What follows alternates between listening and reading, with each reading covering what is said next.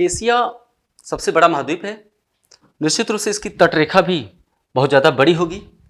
तटरेखा बड़ी है और साथ में आपको देख रहा है कि बहुत ज़्यादा कटी फटी तटरेखा है एशिया की। तो स्वाभाविक रूप से एशिया में बहुत सारे छिछले सागरों, बंद सागरों, खाड़ियों और जलसंधियों का विकास हो गया है। तटीय क्षेत्रों के सहारे सवाल अधिक पूछे जा रहे हैं। मैप से हमेशा तटीय क्षेत्रों से सवाल पूछे जाते हैं। आप अंदर अंदर पढ़ते रह जाएंगे और सवाल हमेशा किनारे से पूछकर धीरे से निकल जाता है, ऐसा आपने महसूस किया होगा। तो आज हम इसी बात का अध्ययन करेंगे कि सक्रिय खाड़ियाँ, चैनल्स, स्ट्रेट वगैरह से कहाँ से सवाल पूछे जा सकते हैं। साथ में एशिया में 2 बंद सागर भी हैं जिनका नाम है कैस्पियन सागर और अरल सागर। तो हम आज के अध्याय की शुरुआत कैस्पियन सागर और अरल सागर से करने जा रहे हैं। सबसे पहले हम आइए अरल सागर को लेते हैं। एशिया के मैप में आप साफ देख पा रहे हैं कि अरल सागर की स्थिति कहाँ है। अरल सागर की स्थिति मध्य एशिया में पड़ती है। अरल सागर और कैस्पियन सागर दोनों की स्थिति मध्य एशिया में पड़ती है। आपने अवस्थिति इसकी देख ली। अब आइए इसको थोड़ा बड़े रूप में देखते हैं। काला सागर यूरोप का भाग है, जबकि कैस्पियन सागर और अरल सागर मध्य एशिया की 2 नमकीन पानी की झीलें हैं। इनका नाम सागर जरूर है, कैस्पियन सागर और अरल सागर का नाम सागर जरूर है, लेकिन ये चारों तरफ से बंद दिखाई दे रहे हैं। ये खुले हुए नहीं, यानी कहीं से भी इनका पानी समुद्र से नहीं मिलता है। हम समुद्र की संज्ञा या सागर की संज्ञा उसी जल को दे सकते हैं जो कहीं न कहीं से महासागरों से मिलता हो। कैस्पियन सागर दुनिया का सबसे बड़ा भूमिबद्ध अर्थात बंद सागर है। ये दुनिया का सबसे बड़ा भूमिबद्ध और बंद सागर है, यानी इससे बड़ी झील दुनिया में नहीं है और ये खारे पानी की झील है। कैस्पियन सागर ये 5 देशों से घिरा हुआ है। हमने कहा कि ये भूमिबद्ध है यानी लैंड लॉक्ड है, तो कैस्पियन सागर 5 देशों से घिरा हुआ है।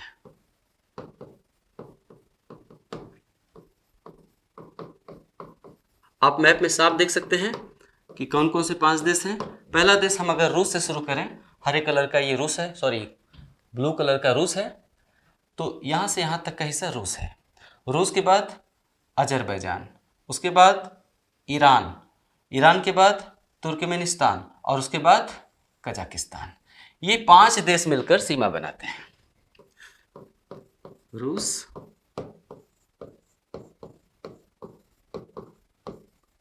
आप लिखते जाइए क्योंकि नोट नहीं बनाएंगे तो पढ़ने का मजा नहीं आएगा। ईरान,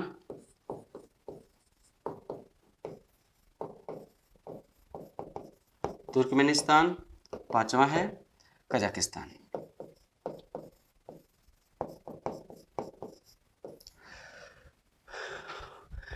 कैस्पियन सागर का जल खारा क्यों है? क्योंकि समुद्र तो है नहीं।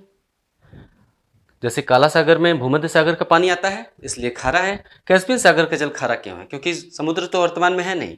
वास्तव में कैस्पियन सागर पहले काला सागर से मिला हुआ था, यानी आप कैस्पियन सागर के पश्चिम में आप देखिए तो अजरबैजान देश है और अजरबैजान के पश्चिम में जॉर्जिया देश है। जॉर्जिया के पश्चिम में काला सागर है।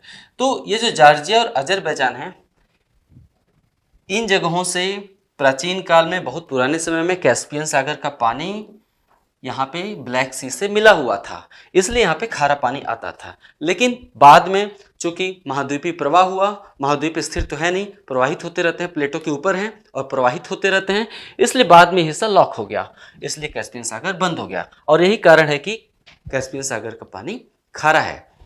अगर हम इसके पश्चिम में ब्लैक सी को देखें और एजियो सी को देखें, काला सागर और अजो सी, तो अजो सी काला सागर से जुड़ा हुआ है और काला सागर भूमध्य सागर से जुड़ा हुआ है। काला सागर किस जल संधि के माध्यम से भूमध्य सागर से जुड़ा हुआ है? कौन सी जल संधि काला सागर को भूमध्य सागर से जोड़ती है? मैं बता सकता हूं लेकिन नहीं बताऊंगा। मैं चाहता हूं कि आप थोड़ा दिलचस्पी अपने आप में पैदा करें। जल संधि क्या होता है?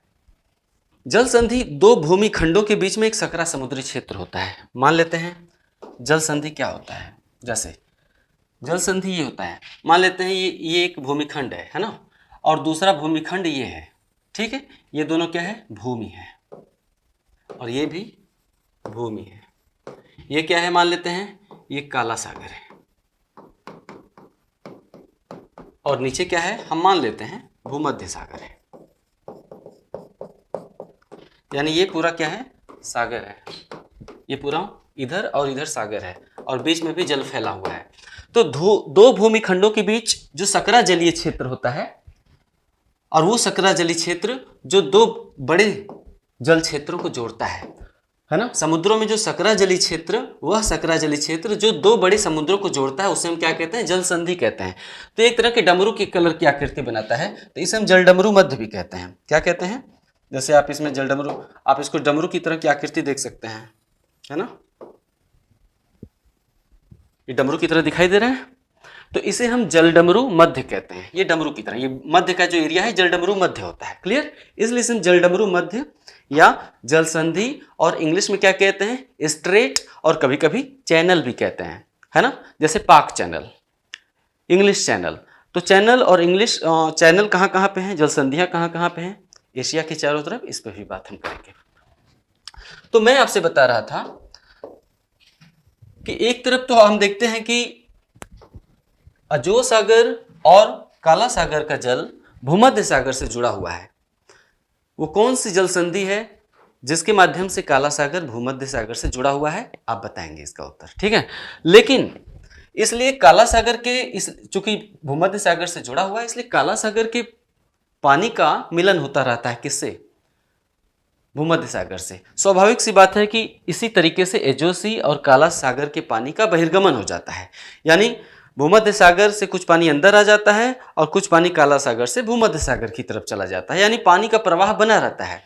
लेकिन कैस्पियन सागर में पानी का बहिर्गमन नहीं हो पाता है। कैस्पियन सागर चूंकि लैंड लॉक्ड है, इसलिए इसमें पानी के या जल के बहिर्गमन का एकमात्र स्रोत वाष्पीकरण है। काला सागर में जल के बहिर्गमन का एकमात्र स्रोत क्या है, वाष्पीकरण है। काला सागर का जो तल है वो समुद्र तल से 8 मीटर नीचे है।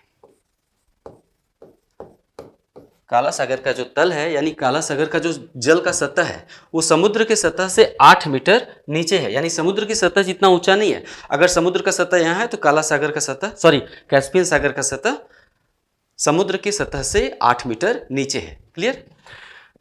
कैस्पियन सागर उत्तरी भाग बहुत छिछला है। यहाँ पे कैस्पियन सागर का जो उत्तरी भाग है वो छिछला है और दक्षिणी भाग गहरा है।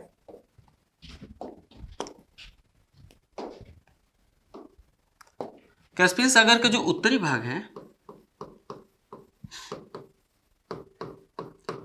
वो केवल 8 से 9 मीटर गहरा है, और कैस्पियन सागर का जो दक्षिणी भाग है वो बहुत ज़्यादा गहरा है। आप तुलना कर लीजिए, 1000 मीटर गहरा है। औसतन बता रहा हूँ, उत्तरी भाग केवल 8 से 9 मीटर गहरा है। अगर आप वो जो सैटेलाइट से लिए गए चित्र देखेंगे कैस्पियन सागर से, कैस्पियन सागर की, तो आपको साफ साफ दिखाई देगा कि जो सैटेलाइट से लिए गए चित्र होते हैं उसमें जो उत्तरी भाग है एकदम छिछला नजर आएगा और दक्षिणी भाग बिल्कुल ब्लैक कलर का नजर आएगा, मतलब काफ़ी गहरा हो गया है ना। तो दक्षिणी भाग की गहराई लगभग 1000 मीटर हो जाती है, यानी दक्षिणी भाग में बहुत गहरा है। सुन के ही मन सिहर जाता है कि दक्षिणी भाग इसका 1000 मीटर मतलब कितना होता है, 1 किलोमीटर इसकी गहराई है ना। शायद हमने नहीं सोचा होगा कभी। कैस्पियन सागर के जल का स्रोत क्या है, तो अगर ये लैंड लॉक्ड है तो इसमें पानी का स्रोत कहाँ है, इसमें पानी आता कहाँ से है। कैस्पियन सागर के जल के 2 स्रोत हैं। पहला वोल्गा नदी और दूसरा यूराल नदी। ये दोनों नदियां यूरोप से निकल कर आती हैं। ये है यूराल नदी और ये है वोल्गा नदी।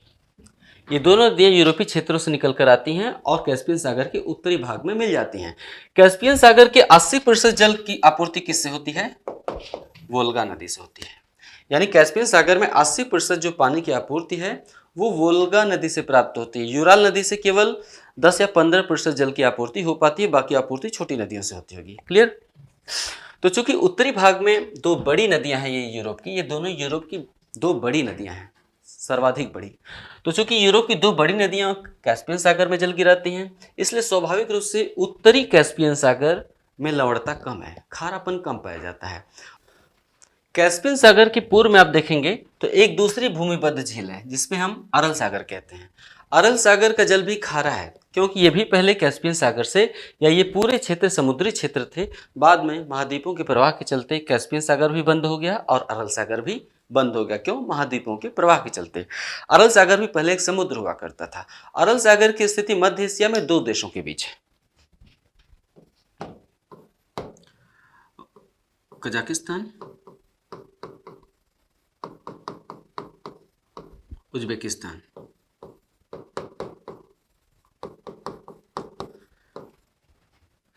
साफ दिखाई दे रहा है, ऊपर कजाकिस्तान है और नीचे उज्बेकिस्तान है। इन दोनों देशों के बीच ये है आपका अरल सागर। अरल सागर में दो प्रमुख नदियां प्रवाहित होती हैं। पहला कौन कौन सी दो नदियां प्रवाहित होती हैं? पहला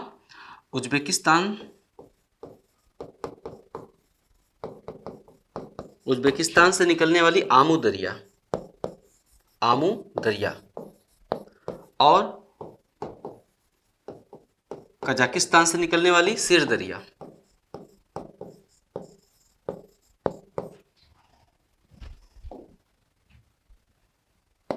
यहां पे आमू दरिया नदी उज्बेकिस्तान से निकलती है इन क्षेत्रों से और ये प्रवाहित होते हुए अरल सागर में चली जाती है। इसी तरह से कजाकिस्तान की सिर दरिया नदी ये प्रवाहित होते हुए अरल सागर में मिल जाती है। क्लियर? अरल सागर एक छिछला सागर है। ये कोई बहुत कैस्पियन सागर की गहराई जैसे दक्षिणी भाग में आपने देखा 1000 मीटर तक है, लेकिन अरल सागर की गहराई ज़्यादा नहीं है। वास्तव में एक उथला या छिछला झील क्षेत्र है। इस छिछले झील क्षेत्र की गहराई ज़्यादा नहीं, औसतन 8 मीटर है। अरल सागर की औसत गहराई लगभग 8 या 9 मीटर, यानी काफ़ी बहुत ज़्यादा गहरा नहीं है। एक तो ये छिछला है, बहुत ज़्यादा गहरा नहीं है। इसके चलते क्या हो गया, और पानी की आपूर्ति भी इसमें बहुत ज़्यादा नहीं है। आपको पता होगा कि पूरे मध्य एशिया में बारिश नहीं होती है। बारिश होती भी है तो जैसे ऊँट के मुंह में जीरा होता है, बस उतनी ही बारिश होती है। मध्य एशिया एक रेगिस्तानी क्षेत्र है। यहाँ के पड़ने वाले रेगिस्तानों के बारे में भी हम बात करेंगे, लेकिन पूरा जो मध्य एशिया है, कजाकिस्तान, उज्बेकिस्तान, तुर्कमेनिस्तान, ईरान, है ना, तुर्कमेनिस्तान, किर्गिस्तान, ये सभी मध्य एशिया के जो देश हैं ये सूखा क्षेत्र है। यहाँ पे खेती होती बहुत ज़्यादा नहीं होती है, बारिश बहुत कम होती है। स्वाभाविक रूप सी बात है कि जहाँ बारिश नहीं होगी वहाँ कोई भी झील धीरे धीरे सिमट जाएगा। यहाँ झील फिर कैसे बना, मैं उत्तर पहले ही बता चुका हूँ कि पहले ही समुद्री क्षेत्र था, इसलिए यहाँ पानी है। बाद में महाद्वीपों के प्रवाह के चलते सारे क्षेत्र बंद हो गए, तो कैस्पियन सागर बन गया और अरल सागर बन गया। तो एक तो इसमें पानी की आपूर्ति बहुत ज़्यादा नहीं, क्योंकि बारिश नहीं होती है। दूसरे, ये लगातार सिमटता जा रहा है, यानी इसका अस्तित्व इसमें खतरे में है। पानी बहुत कम बचा है इसमें।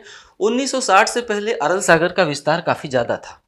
1960 के वर्ष से पहले अरल सागर एक विस्तृत झील हुआ करती थी, लेकिन 1960 के बाद सोवियत संघ, 1991 के पहले रूस को सोवियत संघ कहते थे, क्योंकि रूस काफ़ी बड़ा हुआ करता था और ज़्यादा बड़ा हुआ करता था, कई देशों का संघ था।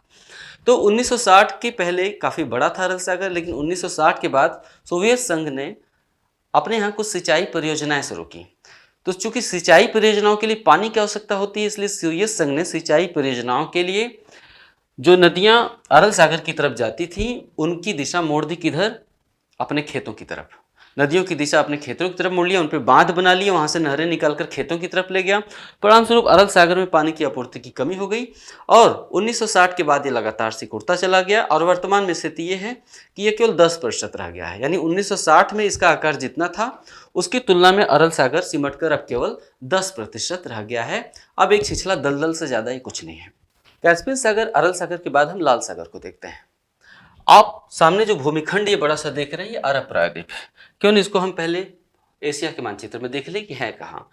पश्चिमी एशिया का जो दक्षिणी भाग है इसे हम अरब प्रायद्वीप कहते हैं। प्रायद्वीप का मतलब होता है 3 तरफ से जल से घिरा हुआ भाग। 3 तरफ से, जैसे भारत 3 तरफ से जल से घिरा हुआ है, इसलिए इसे हम दक्षिणी भारत को हम क्या कहते हैं? प्रायद्वीपीय भारत कहते हैं। वो भारत का प्रायद्वीप है, यानी इंग्लिश में पेनिनसुला। उसी तरह से ये अरेबियन पेनिनसुला है, ये भी 3 तरफ से जल से घिरा हुआ है। अरब प्रायद्वीप के पश्चिम में लाल सागर, पूरब में फारस की खाड़ी, गल्फ ऑफ पर्सिया ईरान के तट पर है। तो पूरब में फारस की खाड़ी, पश्चिम में लाल सागर और दक्षिण में क्या है इसके? दक्षिण में अरब सागर है। क्लियर? तो लाल सागर पश्चिम में, पूरब में फारस की खाड़ी और दक्षिण में अरब सागर। इसके अलावा 2 और छोटे छोटे सागर भी हैं, वास्तव में वो अरब सागर का ही सकरे भाग हैं। कोई भी समुद्र जब स्थल खंड के पास पहुंचता है और 3 तरफ से स्थल खंड से घिर जाता है, 2 बातें हैं। अगर भूमि का कोई खंड 3 तरफ से पानी से घिरा हुआ है तो उसे प्रायद्वीप कहते हैं। अगर जल का कोई हिस्सा तीन तरफ से भूमि से घिरा हुआ है तो उसे हम क्या कहते हैं? उसे हम खाड़ी कहते हैं। ठीक है, तो बड़ा होता है, खाड़ी बड़ी होती है तो बे कहते हैं, और खाड़ी छोटी होती है तो गल्फ कहते हैं। जैसे बे ऑफ बंगाल, सामान्यतः ऐसा बोलते हैं। बे ऑफ बंगाल क्या है? बंगाल की खाड़ी बड़ी है। उसी तरह से gulf of Mannar, gulf of Khambhat, Khambhat और मन्नार क्या है? सकरी खाड़ियां हैं, छोटी खाड़ियां, इसलिए उसे हम गल्फ कहते हैं, है ना। तो दुनिया में बे बहुत कम है क्योंकि वो बड़े होते हैं, बड़ी चीजें कम होती हैं। गल्फ ज्यादा हैं क्योंकि जितने टेढ़े मेढ़े तट हैं, कोई भी बड़ा समुद्र जब तट के पास जाता है तो चारों तरफ से भूमि से घिर जाता है। जैसे देखिए, यहाँ पे भूमि से घिर गया, यहाँ पे भूमि से घिर गया, है ना, यहाँ पे भूमि से घिर गया। समुद्र का वो हिस्सा जो चारों तरफ भूमि से घिर जाता है, ये देख रहे हैं, ये सारा समुद्र का वो हिस्सा जो चारों तरफ से भूमि से घिर जाता है, वहां पे या तो बे होगा या तो गल्फ होगा, है ना। तो लाल सागर, फारस की खाड़ी के अलावा भी यहाँ दूसरे छोटे छोटे गल्फ पाए जाते हैं, जैसे gulf of Yemen, gulf of अदन और गल्फ ऑफ ओमान। आपने पढ़ा होगा, यमन के बगल में गल्फ ऑफ अदन है और ओमान के बगल में गल्फ ऑफ ओमान है। इन छोटी छोटी खाड़ियों के बारे में हम अलग अलग टॉपिक डाल के भी चर्चा करेंगे। आप ऐसा मत सोचिए कि हम तो बड़ी जल्दी से निपटा दिए, ऐसा कुछ नहीं है, आराम से पढ़ेंगे। तो हमने परिचय भी दिया कि अरब प्रायद्वीप के पश्चिम में लाल सागर। आइए पहले लाल सागर, यानी अरब प्रायद्वीप दो सागरों से, चारों तरफ से सागरों से घिरा हुआ, इसलिए हम प्रायद्वीप कहते हैं। अब लाल सागर को देखते हैं, इंटरेस्टिंग है। हेडिंग डाल दीजिए, लाल सागर। लाल सागर के पूर्व में यहां पे जी का मतलब आप समझ लीजिएगा गल्फ लिखा है ना, गल्फ ऑफ अडन। यहां पे लाल सागर के पूर्व में गल्फ ऑफ अडन है। तो लाल सागर जो है, यहां पे आप सकरा जल क्षेत्र देख रहे हैं, ये तो लाल सागर है, खुला हुआ है थोड़ा। गल्फ ऑफ अडन भी थोड़ा खुला हुआ है, बीच में एकदम बंद क्षेत्र है, यानी बहुत ही सकरा समुद्री क्षेत्र है। ऐसे ही सक्रिय समुद्री क्षेत्र को, जो कि दो बड़े समुद्रों को जोड़ता है, ऐसे सक्रिय समुद्री क्षेत्र को हम जलडमरू मध्य कहते हैं, या हिंदी में जल संधि भी कहते हैं। तो लाल सागर बाब अल मंडेब, बाब अल मंडेब जल संधि, लाल सागर बाब अल मंडेब जल संधि द्वारा अदन की खाड़ी से जुड़ा हुआ है। इसका विस्तार उत्तर दक्षिण में है। लाल सागर का नाम लाल क्यों पड़ा? क्या इसका पानी लाल है? नहीं, इसका पानी कोई लाल नहीं है, पानी लाल नहीं है। इसका नाम लाल सागर संभवतः इसलिए रखा गया, वो भी कोई निश्चित प्रमाण नहीं है, संभवतः कहा जाता है कि इसलिए रखा गया होगा क्योंकि लाल सागर की नीचे तली में बहुत सारी प्रवाल भित्तियां पाई जाती हैं, और इन प्रवाल भित्तियों में लाल रंग की मूंगा चट्टानें हैं।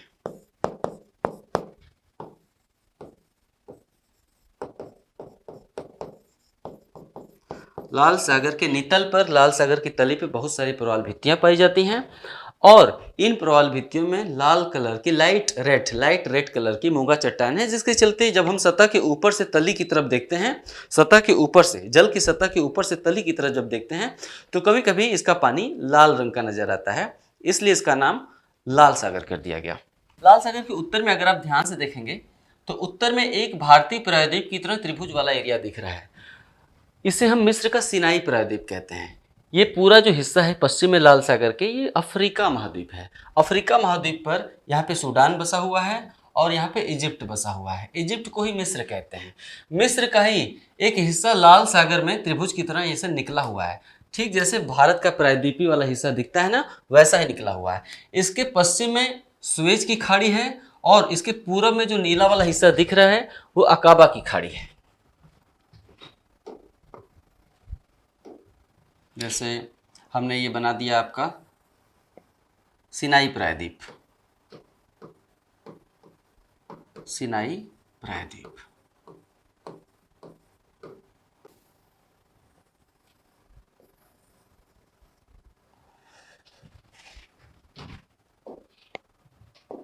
मान लेते हैं ये जल भरा हुआ है, ये पानी भरा हुआ है, समुद्र है, और ये क्या है, लाल सागर है। तो लाल सागर का जो उत्तरी हिस्से में आप देखेंगे तो आपको एक प्रायद्वीपीय हिस्सा दिखाई देता है, जिसके पश्चिम में भी एक खाड़ी है और पूरब में भी एक खाड़ी है। ये वास्तव में मिस्र का सिनाई प्रायद्वीप है। मिस्र के सिनाई प्रायद्वीप के पश्चिम में ये क्या है, सुएज की खाड़ी, ये है सुएज की खाड़ी, और ये है अकाबा की खाड़ी, अकाबा।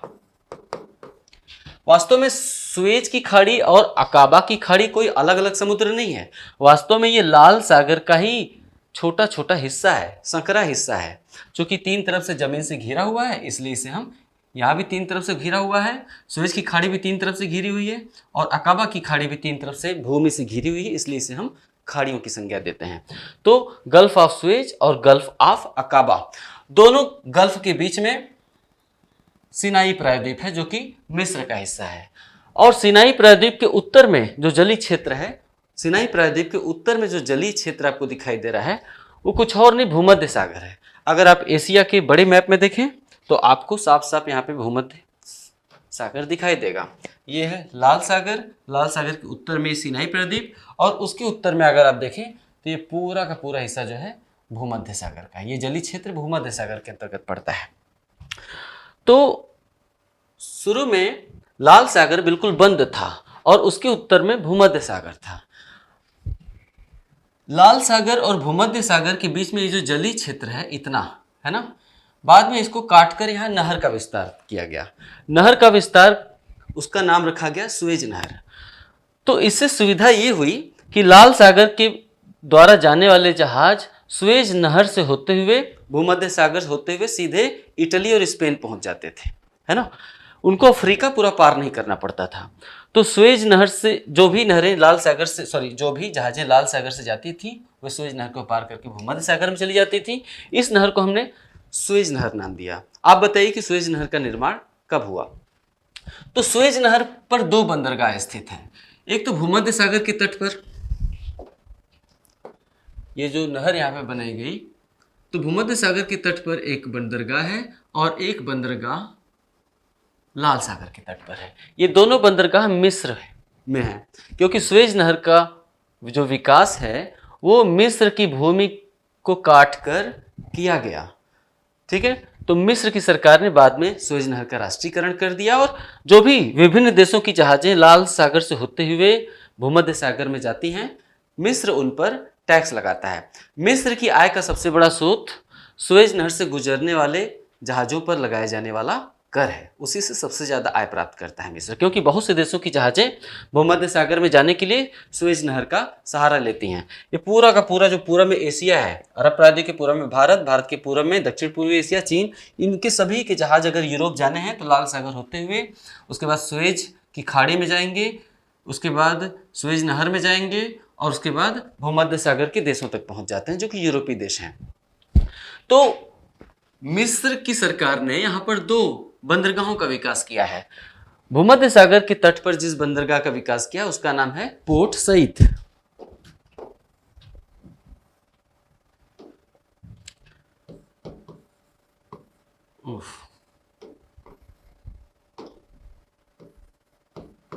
पोर्ट सईद, ये भूमध्य सागर के तट पर है। और दूसरा पोर्ट सुएज, ये लाल सागर के तट पर है। एक्चुअल में सुएज की खाड़ी हो या सुएज की खाड़ी हो या फिर अकाबा की खाड़ी, सुएज की खाड़ी, अकाबा की खाड़ी लाल सागर का ही एक हिस्सा है, इसलिए हम सुएज बंदरगाह को लाल सागर के तट पर ही स्थित मानेंगे। क्लियर। लाल सागर के तट पर कुछ बंदरगाह बसे हुए हैं, सॉरी कुछ प्रमुख नगर बसे हुए हैं। लाल सागर के तट पर कुछ प्रमुख नगर बसे हुए हैं, जैसे यहाँ पे लाल सागर के तट पर पहला शहर कौन सा है, पोर्ट सुएज।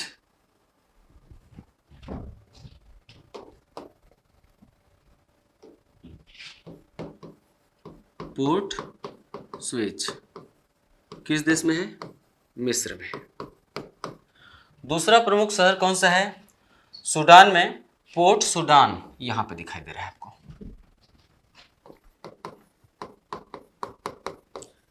यानी सूडान का भी एक बंदरगाह इसके तट पर है।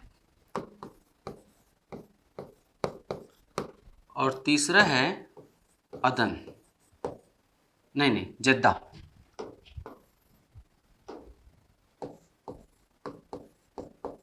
जद्दा कहाँ पे है?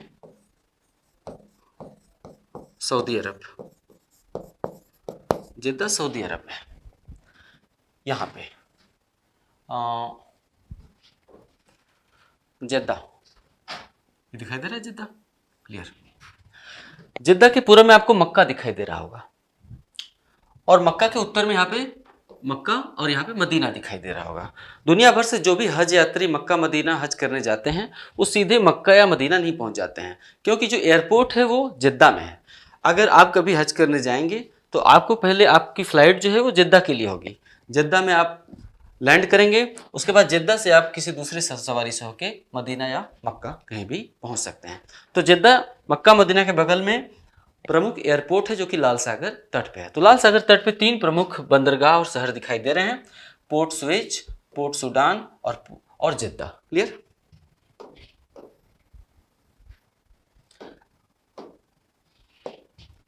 अब अगला टॉपिक है अदन की खाड़ी।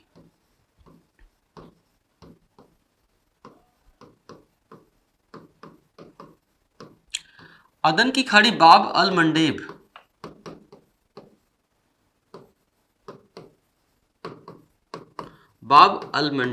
जलसंधि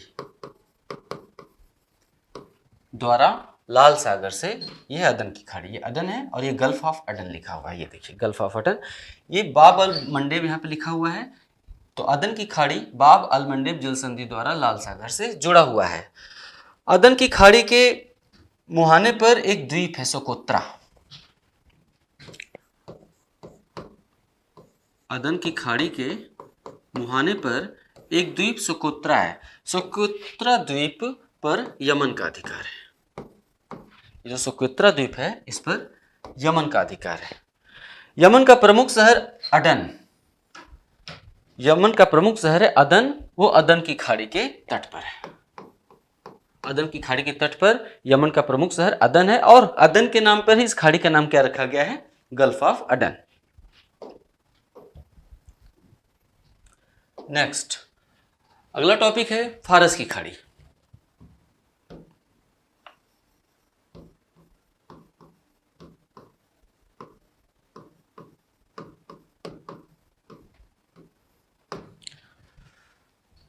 फारस की खाड़ी ये है,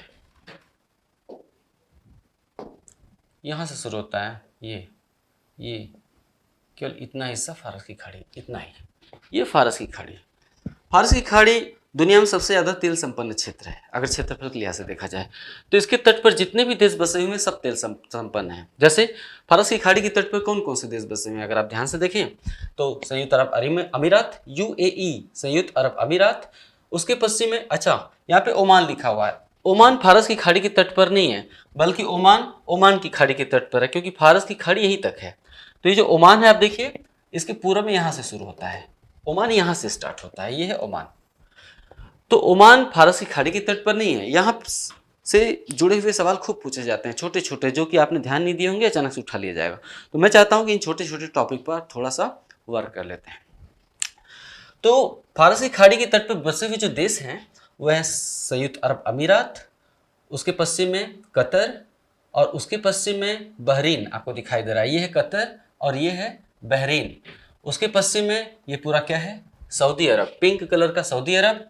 उसके पश्चिम में कुवैत है ना, कुवैत के उत्तर में इराक, और इराक के पूर्व में यहाँ पे ईरान। यानी फारस की खाड़ी के तट पर संभवतः 7 देश बसे हुए हैं। पहला यूएई, दूसरा कतर, तीसरा बहरीन, चौथा सऊदी अरब, पांचवा कुवैत, छठवां इराक और सातवां ईरान। ये 7 देश बसे हुए हैं। फारसी खाड़ी के तट पर जो भी देश हैं, इनमें से एकमात्र देश द्वीपीय स्थिति में है, वो है बहरीन। बहरीन मुख्य भूमि में नहीं है। बाकी सभी जो देश हैं वो ये सभी अरब देश कहलाते हैं। ये सभी अरब देश मुख्य भूमि में है, लेकिन बहरीन मुख्य भूमि में नहीं है, बल्कि ये अरब फारसी खाड़ी में स्थित एक द्वीपीय देश है। इन सभी देशों की राजधानियां आप बता सकते हैं। यूएई, कतर, बहरीन, संयुक्त अरब अमीरात, कुवैत, इराक और ईरान, इनकी राजधानियां आप बताइए। इसके अलावा बहुत, चूंकि हमने बताया कि पूरा का पूरा जो पश्चिमी एशिया है और अरब क्षेत्र है वो तेल संपन्न है। भारत के पश्चिम में पाकिस्तान, पाकिस्तान के पश्चिम में अफगानिस्तान, अफगानिस्तान के पश्चिम में ईरान, और यही है फारस की खाड़ी। ये फारस की खाड़ी, और फारस की खाड़ी के आसपास जितने भी देश हैं ईरान को समेटते हुए, ये पूरे के पूरे तेल से लबालब भरे हैं। ठीक है, चाहे सऊदी अरब हो, चाहे कुवैत हो, चाहे संयुक्त अरब अमीरात हो, यमन हो, ओमान हो, ईरान हो, ये सभी, यहाँ के कुओं में पानी नहीं पाया जाता है। यहाँ कहीं भी कुआं खोदेंगे यहाँ तेल पाया जाता है। ये तेल बेचते हैं और पानी खरीदते हैं। इसी से आप समझ सकते हैं कि ये बहुत धनी है। इनके धनी होने के कारण कोई उद्योग नहीं है। ये पूरा, इस पूरे क्षेत्र में क्या क्या है, पश्चिमी एशिया और अरब प्रायद्वीप, इसे हम अरब कहते हैं। अरब जगत मतलब सऊदी अरब से लेकर ओमान तक, और ये पूरा पश्चिमी एशिया। इस पूरे क्षेत्र को हम मध्य पूर्व भी कहते हैं। मध्य पूर्व के अंतर्गत लाल सागर के पश्चिमी अफ्रीका के जो देश हैं, लाल सागर के ठीक पश्चिम अफ्रीका के जो देश हैं वो भी तेल संपन्न है, जैसे मिस्र, सूडान, ये सभी तेल से भरे हुए हैं। तो ये पूरा क्षेत्र मध्य पूर्व कहलाता है। मध्य पूर्व मतलब कई कॉन्सेप्ट है। मध्य पूर्व एक तो इस्लामी बहुल जनसंख्या का क्षेत्र है। ये पूरा का पूरा मध्य पूर्व इस्लामी बहुल जनसंख्या का क्षेत्र है। इसके अंतर्गत ज़्यादातर एरिया पश्चिमी एशिया, अरब प्रायद्वीप और अफ्रीका का पूर्वी भाग और मध्य पूर्व के अंतर्गत आता है। ये इस्लामिक स्टेट है ज़्यादातर, ये तेल संपन्न है ना, और इनकी समृद्धि के कारण कोई बहुत बड़ा उद्योग विकसित होना या खेती किसानी नहीं है, बल्कि इनकी समृद्धि के कारण जमीन में दबा हुआ तेल है। यहाँ पे आप कहीं भी कुआं खोदेंगे तो पानी नहीं निकलेगा। पानी के लिए तो उनको बहुत प्रयास करना पड़ता है, अगर प्रयास न करें तो प्यासे ही मर जाएं। तो वो तेल बेचते हैं और पानी खरीदते हैं। और भी बातें हम इसके बारे में बताएंगे आपको फ्यूचर में। हाँ, तो हमने आपको दिखाया कि ये पूरा का पूरा अरब का क्षेत्र है, मध्य पूर्व का क्षेत्र है। मध्य पूर्व जो है तेल से लबालब भरा हुआ है। तो स्वाभाविक सी बात है कि इनके पास तेल है तो ये दुनिया भर को बेचेंगे। तो जितना तेल है इसको बेचने के लिए इन्होंने फारस की खाड़ी के तट पर अपने अपने बंदरगाह बना लिए हैं, है ना। सॉरी, फारस की खाड़ी के तट ये है। तो ये फारस की खाड़ी के तट पर ईरान ने भी अपना बंदरगाह बना लिया, इराक ने भी, सऊदी अरब ने भी, संयुक्त अरब अमीरात ने भी, कतर ने भी, बहरीन ने भी, है ना। तो इन सभी ने अपने अपने बंदरगाह बना लिए हैं, जो कि धीरे धीरे एक बड़े शहर का रूप ले लिए, है ना। जैसे मुंबई एक बंदरगाह भी है और धीरे धीरे बड़ा शहर भी बन गया, जहाँ से आयात निर्यात की सुविधा ज़्यादा मिलती है और धीरे धीरे एक बड़ा शहर बन जाता है। इसलिए सबसे बड़े शहर हमेशा समुद्र तट पर होते हैं। तो इन देशों के जो बड़े शहर हैं, जो इंटरनेशनल सिटी माने जाते हैं, ग्लोबल सिटीज़, वो सभी फारस खाड़ी के तट पर स्थित हैं। तो फारस की खाड़ी के तट पर स्थित प्रमुख शहर कौन कौन से हैं, क्योंकि तेल का आयात निर्यात करते हैं बहुत ज़्यादा। फारस की खाड़ी के तट पर स्थित प्रमुख शहर, पहला यूएई के प्रमुख शहर कौन कौन से हैं, दुबई, ये सभी हम बता रहे हैं वो शहर जो फारस की खाड़ी के तट पर हैं। तो पहला हम यूएई, संयुक्त अरब अमीरात, ये है दुबई, अबू धाबी और शारजाह। कतर में, कतर का कौन सा शहर तट पर है, दोहा, तीसरा। बहरीन का कौन सा तट है, अरे बहरीन कौन सा शहर तट पे है, मनामा, चौथा। सऊदी अरब का कोई खास शहर यहाँ पे नहीं है।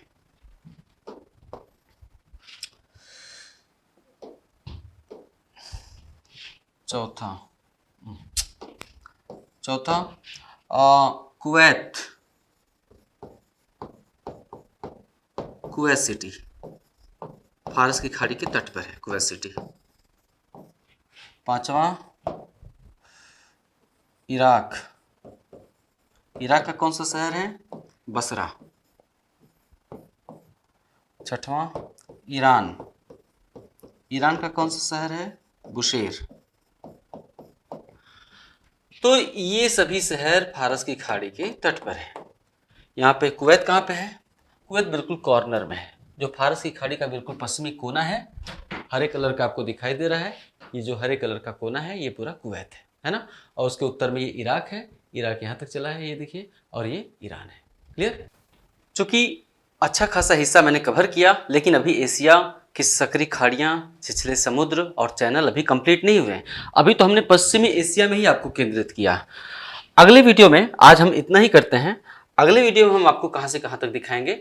अगले वीडियो में हम आपको खंभात की खाड़ी से लेकर मन्नार की खाड़ी होते हुए, अंडमान होते हुए, दक्षिण पूर्वी एशिया के जावा, दक्षिण चाइना सी, येलो सी होते हुए, रूस के पूर्व में अनादिर की खाड़ी तक, खंभात से लेकर अनादिर की खाड़ी तक हम आपको सकरी खाड़ियाँ और चैनल्स दिखाएंगे। ये बहुत दिलचस्प हिस्सा है, जैसे ये दिलचस्प था वैसे इसको ही पढ़ने में ज़्यादा मजा आएगा। आपको मैं एक बात कहना चाहूँगा कि बहुत से लोग कहते हैं कि सर आपका मुझे नोटिफिकेशन नहीं मिलता है तो अच्छा नहीं लगता कि पढ़ाओ भी, और खासकर जो सच्चे स्टूडेंट हैं उनको नोटिफिकेशन नहीं मिले तो थोड़ा अजीब लगता है। तो नोटिफिकेशन पाने के लिए आपके लिए ज़रूरी है कि आप पहले तो सब्सक्राइब किए हुए हैं या नहीं। बहुत से लोग सब्सक्राइब करके बेल रिंग नहीं दबाते हैं। अगर आप बेल रिंग दबा देंगे तो निश्चित रूप से आपको ज़्यादा सुविधा होगी, आप ज़्यादा वीडियो की नोटिफिकेशन पाएंगे। बेल रिंग दबा कर देखिए, फटाक से नोटिफिकेशन जाएगा। दूसरे, अगर आप चाहते हैं कि हम आपको स्वयं अपना वीडियोस भेजें तो आप हमारा टेलीग्राम चैनल ज्वाइन कर लीजिए। टेलीग्राम चैनल आप ज्वाइन कर लेंगे, आप खुद टेलीग्राम ऐप खोलेंगे, डेली का वीडियो आपके सामने रहेगा। तो हमारे टेलीग्राम चैनल का लिंक नीचे दिया हुआ है, आप उसे वहाँ जाके ज्वाइन कर सकते हैं। नोट्स बनाना अब स्टार्ट कर दीजिए। मिलते हैं अगले वीडियो में। नमस्कार।